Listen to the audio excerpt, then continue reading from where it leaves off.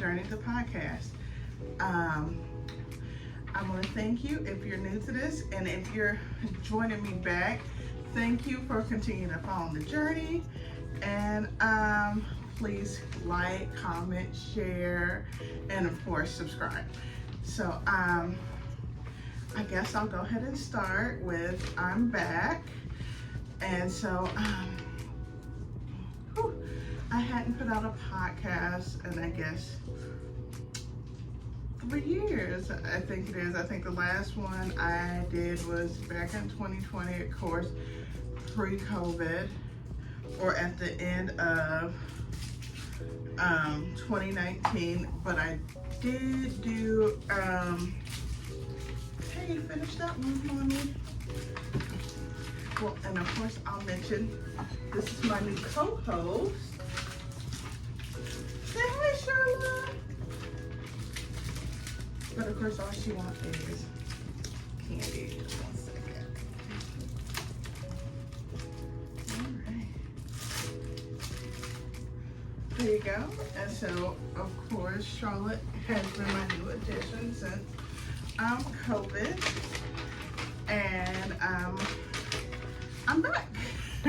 And of course, I'll talk about everything that's happened since then. So of course, you know, some podcasts started, some went on a hiatus during the pandemic, and I was one of the ones who went on a hiatus because during that time, of course, if you've been following me for a while, you know I'm also a hairstylist. So I was just focused on that, and then at the time, my husband and I, we did decide to think about having a kid. We went ahead and decided to try for having a baby, and of course, we ended up with Charlotte, and that was pretty awesome and scary all at the same time. And I can't wait to do an episode on why it was both awesome and scary, which would be like my birthing story, or bringing awareness to preeclampsia, because I had preeclampsia with her, and then and so I guess with where I left off, of course I was doing keto, and or even being low carb, and that was pretty fun for the most part. Like I think I was able to keep up I wasn't quite able to keep doing keto while pregnant, but I most definitely was able to continue to do low carb, because I just think keto is a little bit more aggressive with keeping your carbs so low. And I was able to lose about 40 pounds while pregnant, and I gained that right back afterwards. Well, not right back afterwards. I probably gained all that plus 10 within a 2-year span. Like, I probably was 50 pounds bigger than what I was at the beginning of my postpartum journey than I am now. But I've already lost 7 of those pounds, so I'm grateful. So I'm back at it, and so I can't wait to really get into talking about my pregnancy and labor, or even talking about preeclampsia, and what I'm doing now in my life, and what the journey has, you know, brought me to where I am now. And so though I hadn't put out a podcast since the end of 20, I think don't get me to lie, but I swear my last podcast that I posted was like the beginning of 2020, like right before things were going to shut down. So I think that's around the last time. But I did post a vlog a little after I had my daughter, and that was in 2021. So, but this time is to being consistent and really being back at it. So I plan to make this a weekly podcast, and it will be posting every Saturday. So I'm excited for that, and also nervous, of course. But you know, to doing something that you stopped before, like, I think it's pretty awesome that I'm able to come back to it and give it another go. And so let me see all what's happened, of course. So I had Charlotte, and I now am a homeowner, so this is coming from my new home too, and so I can't wait to talk about that and what it was like on the journey of deciding to own a home. And so that was also another fun journey.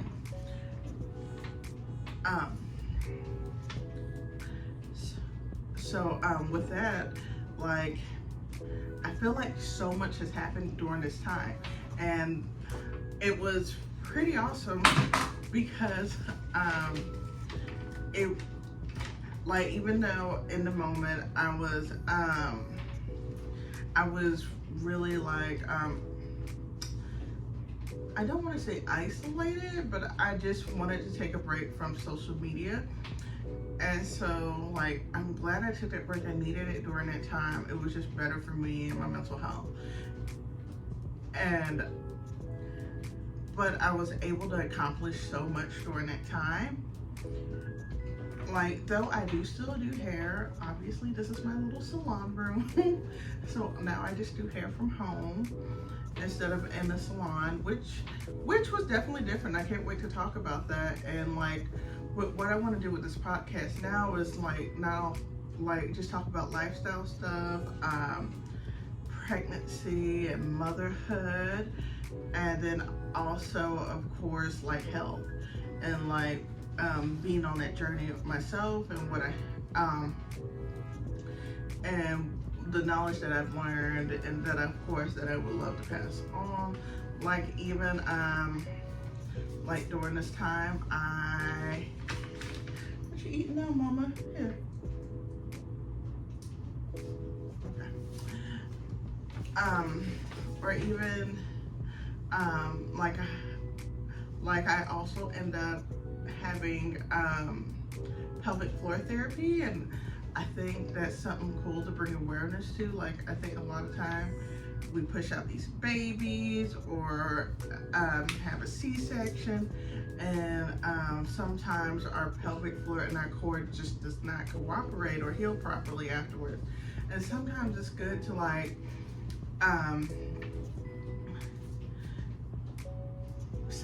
what is the word I'm looking for? Sometimes it's just good to focus on making sure you heal properly, and just doing those, knowing which exercises to do to help rebuild that core and your pelvic floor. Like, for me, my Kegel muscle had stopped working because it was stuck in a flex, and so luckily pelvic floor therapy was able to help me with correcting that. And I can't wait to talk about that even in another episode where I can go in depth and just really go through the process of what that was like to go through the appointments and everything I learned. Like, I personally didn't know anyone who had been to pelvic floor therapy. I may have known a couple people who did, and like, I honestly see why. I can understand why, and like in other countries, like over in Europe, I believe a lot a lot of countries offer pelvic floor therapy right after people have their babies. So I having like done the therapy, I 100% like understand it, and I think like it should be something that's implemented here in America. And even one of the new things that I am on my journey to is I am now also in school. I decided to go back to school also after having my baby. That so right now I'm almost finished with my prerequisites, and I should start nursing school next semester, which is super dope and exciting because my end goal is to eventually be a midwife, and I can't wait for y'all to like follow that journey and what it's like for me in school and what I learned through school that I can bring back to here and talk about. So that's been super dope and exciting. And so I can totally see how like women do pass during their labor due to period negligence, because I was so close to being one of those people, and I definitely would go back. If it wasn't for like my husband being my advocate during that time, it was I wouldn't be here to be doing this podcast now. And so the reason I decided to come back is, one, I've been wanting to for a long time, but I now just went ahead and bit that bullet, and I feel like I'm able to like juggle my, like really create a good schedule. Because I guess you could say like I am a stay-at-home mom because like, but I also like work from home. So since I like work from home and I'm a stay-at-home mom and like I have my daughter with me, like it was a lot to juggle at first, but now I'm very comfortable with the schedule. So like I figured I can finally add this back in. And then also, of course, I will be also touching on breastfeeding and like even my breastfeeding journey. Like I still am breastfeeding to this day, and Charlotte is now 2, and in months she's like 27 months. And so like I'm not sure when we're gonna stop. I'm hoping for her to like self-wean and let me know when she's done, because like I do not want to go through that fight, if I'm being honest. That's just a battle. If I can avoid it, I would much rather avoid it. And so like I'm looking forward to just telling y'all about that, because it's been such a fun, interesting time since I've been away. And also like I think I was able to like learn I needed a time, because I also went through like the thing I feel like a lot of mothers go through, where like I needed to take a second to know who I was for a second, because I felt like I had lost myself for a second there, and not per se could like just lost myself. I had to figure out who I was as a mother, because Charlotte did come a little early, and so like I had to wrap my head around that, because I was not mentally prepared for it, even though I did know like there was a slight possibility. So like it definitely was one of those things. Make sure I'm on track. It definitely was one of those things where like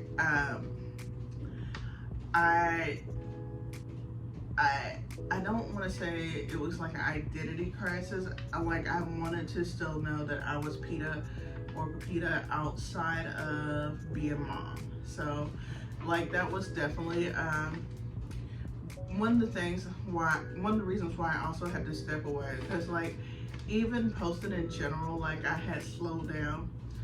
Like it was like at one point I was posting, and then like I just disappeared. So but now I'm back and I'm ready to be here. Like I'm about this life. No, just kidding. But And so like it was, and so like with this, like one of the things that I did want when I was pregnant was like I wanted to hear more motherhood stories, and like a focus coming from someone like coming from a non-white narrative. And like I do, like, don't get me wrong, if you are white, I would enjoy your view or whatever.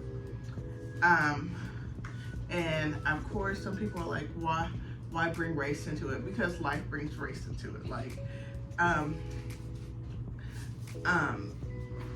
because like when you're not white, race is always there, and it's always that elephant in the room. And so like I used to listen to a podcast, and there's also the name of a movie and a book, and like I really enjoyed it, but like one of my critiques would be at the time was like or like when I would look into things about pregnancy, like it was like I really enjoyed the podcast outside of the fact that it would be like, well, you know, the mortality rate sucks, but it even sucks more for like Black and brown women. And it's just like, can we go into that? Why? You know, instead of just, you know, just like touch on it, like it just sucks more. Like, yes, we're dying more, but why? And what are the proactive ways can we, like, what are the proactive things can I help myself with during that time? So like that was one of the things that I personally was like annoyed with, because I was like, don't just tell me I'm more likely to die from pregnancy, but not tell me how I can avoid it. Like that's just one of the things. Oh, thank you. That was one of the things that was just like annoying to me during that time. But I definitely did do like my own research, and I looked into it, and I was lucky to know a couple of doulas, and I had hoped to have a doula during that time, because I had already had someone I really wanted to use. I had her picked out for like a minute. But of course, like the pandemic did for a lot of people, like my husband, he's a chef, if you didn't already know. So like during that time, he was going through a job transition, and like luckily I was able to still keep my core clientele, but we weren't bringing in what we were used to, but we were still very comfortable.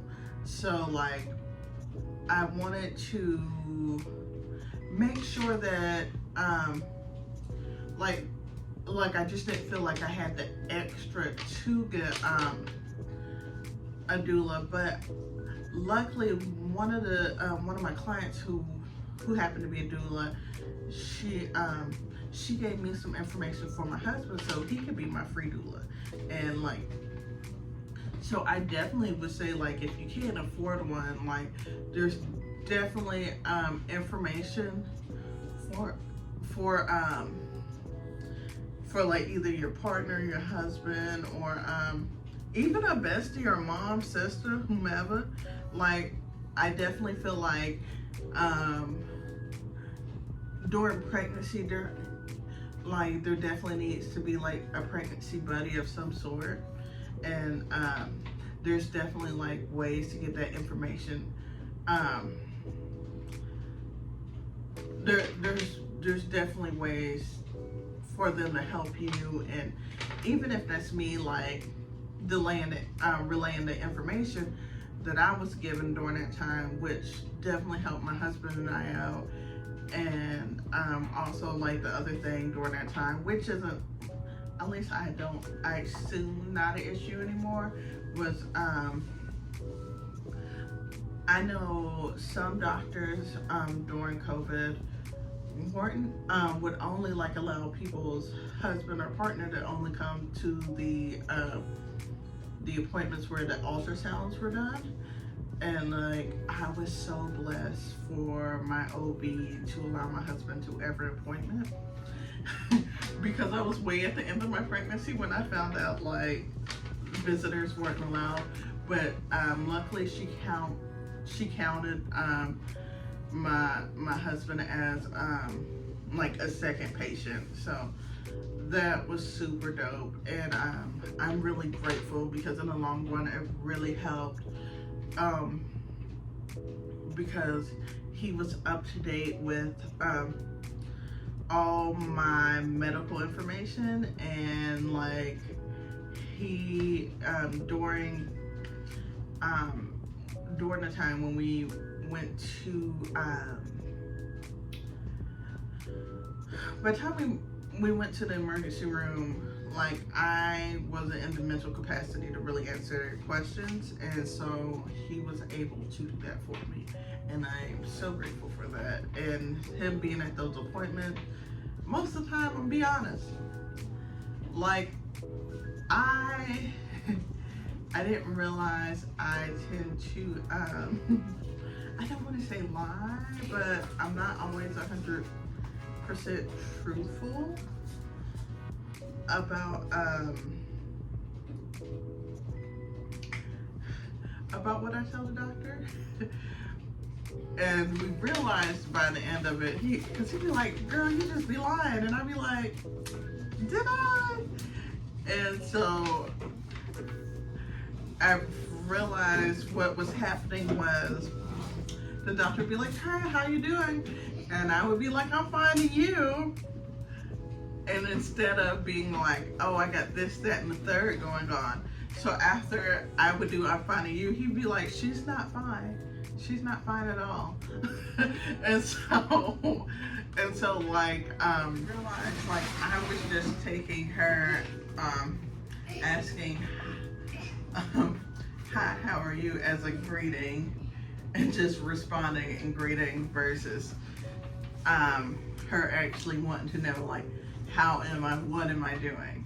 And so I realized it was just me being used to answering I'm finding you, which I could see. I definitely could see how I just bypassed that and didn't realize she was genuinely wanting to know how I was.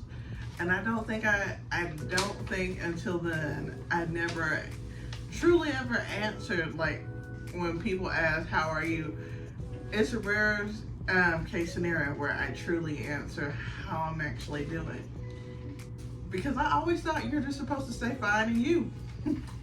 Like, I was like, nobody really wants to know how you're doing, which is but I guess in those scenarios, a doctor should really want to know what you're doing. And it was good to know, and it was like a little life lesson. I felt like during that I got to learn so much, just like with the being pregnant, the having Charlotte, the gaining, the losing of weight, and now I'm just back on a cycle because part of my weight gain happened from just not being able to be as mobile as I was before, and it turned out it had a lot to do with like my pelvic floor not being healed properly, because not only like with my Kegel muscle being stuck in a flex, that kind of like domino effect into like some other issues. And also I had sciatic pain at the end of my pregnancy, which also caused me to have a lot of hip and back pain, and where I ended up laying down a lot or not being able to stand as much as I was used to. Like, it even slowed down the amount of hair I was doing. And because like I just, and that was another thing that of why I stepped back and took like a further long hiatus is because I thought like after you have a baby you just jump back into be who you were. And reality hit, and that was not the case.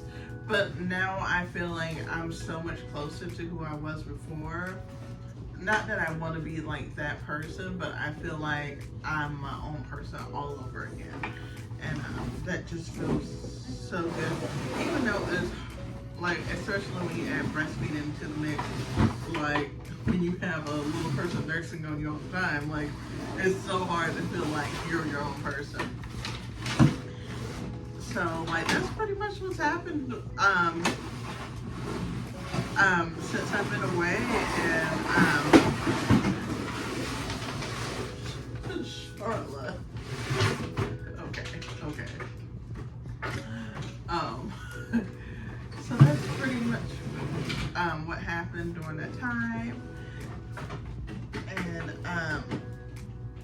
so you will be able to catch me on YouTube if you want to see the video form. If not, if you just want to listen to me, of course, you'll catch me wherever you catch podcasts. And then if you want to check out my vlog, you can catch it on YouTube as well. And then I will probably have like a little snippet of the vlog on my TikTok.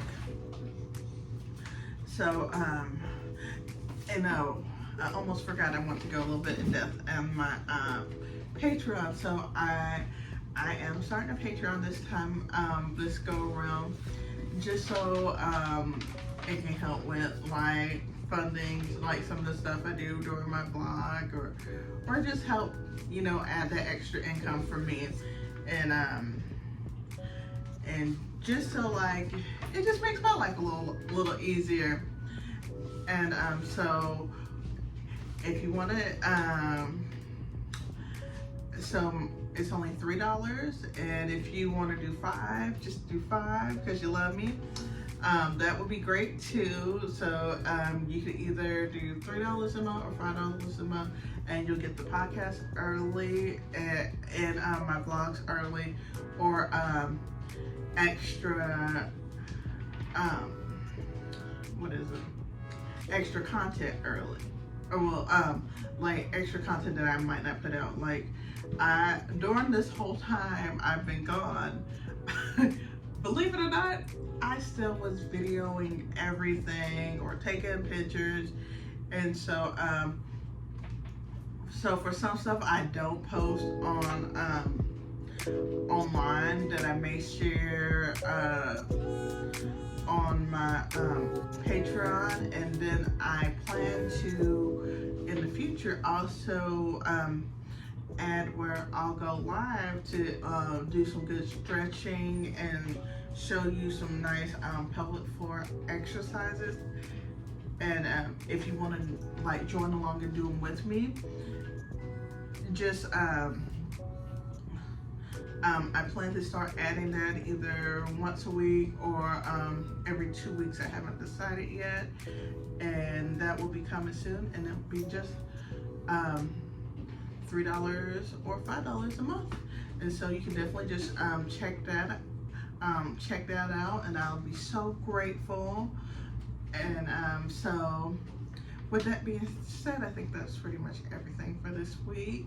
And I think in the next episode I'll talk about I